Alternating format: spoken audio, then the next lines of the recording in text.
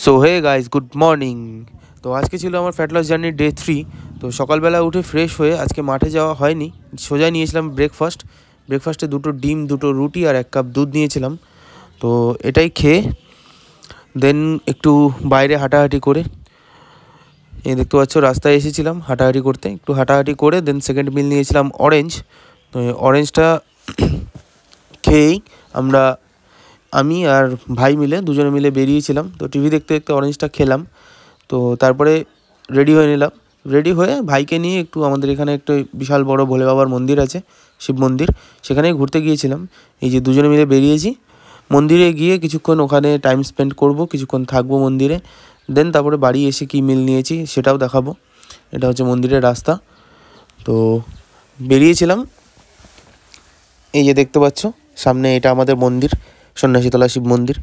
খুব শান্তিপূর্ণ জায়গা, আমার তো পার্সোনালি খুবই ভালো লাগে এখানে যাওয়া আসা করতে, সব সময় আমি যাই। তো আজকে যেহেতু খাওয়া দাওয়া করে গিয়েছিলাম বাড়ি থেকে, তো আমি আর উপরে উঠিনি, নিচ থেকেই বাবাকে প্রণাম করে বাবার নাম নিয়ে তারপরে মন্দির থেকে বেরিয়ে এসেছিলাম। এসে বাড়িতে থার্ড মিলে নিয়েছিলাম রাইস, ফিশ, কী কী নিয়েছি আমি দেখাবো।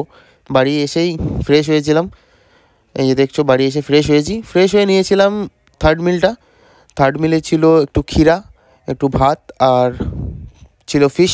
তো এই থার্ড মিল খাওয়া দাওয়া করে দেন তারপরে বেরিয়েছিলাম মাঠের দিকে।